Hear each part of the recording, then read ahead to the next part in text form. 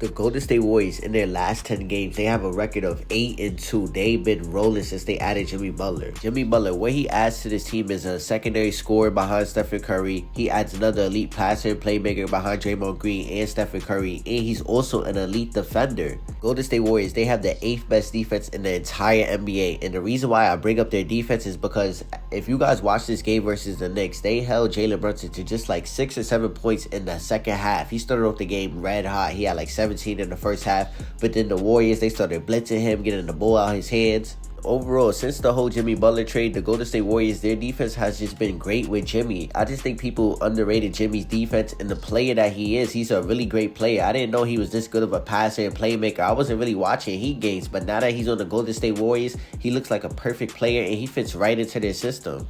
People mentioned that Draymond Green and Jimmy Butler wouldn't be able to play together because of the two, I guess, personalities clashing at each other. But Jimmy Butler and Draymond, they've been understanding each other. Jimmy Butler, he's showing Draymond plays. Draymond, he's listening. And the Golden State Warriors, when they have those two on the same page, plus them playing elite defense and plus the passing, the playmaker that they bring to the team, it's going to be an elite team. It's going to be hard to beat Golden State. Most importantly, Jimmy Butler being on his team, the secondary scorer that he is. I mean, since he's got on this crew, he's been averaging 16 points, 5 rebounds, 5 assists, and he's been really, really good as a passer, playmaker, as an off-ball defender. And like I said, he's been the secondary scorer that the Warriors need. Jimmy Butler, he can get to the rim. He puts constant pressure on the rim, get into the free throw line. And the Warriors, before the Jimmy Butler trade, they were not getting to the free throw line. Since Jimmy Butler has been on this crew, we're seeing Steph get to the free throw line more. Paz, Buddy. We see Jimmy Butler just constantly attacking the rim and getting to the free throw line. So it's really great to see Jimmy Butler helping out in the ways that he could, defensively, offensively. They just needed a secondary guy, and Jimmy Butler, I for sure think he's that. And when the playoffs come, man, he's going to take it up a notch, and that's when the Warriors are really going to be hard to beat come playoff time. But most importantly, Stephen Curry, he legit has a second option now. But since Jimmy Butler has been added to this team, Curry's averaging 29.7 assists and 4 rebounds. He's been looking like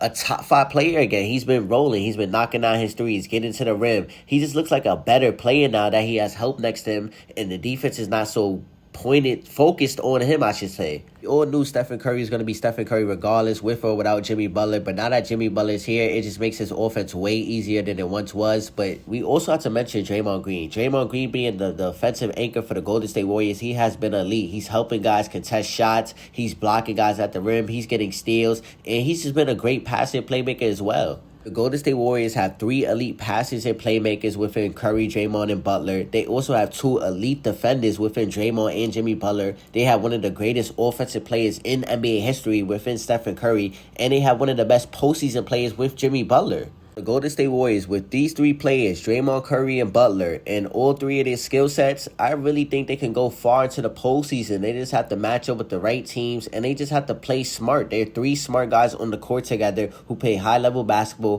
who've been to the NBA Finals multiple times. Jimmy Butler, he never won, but he's been there twice, and he's playing with 2 guys who already won. So if they combine that all together, man, we could be looking at Curry's 5th ring right now and Jimmy Butler's 1st.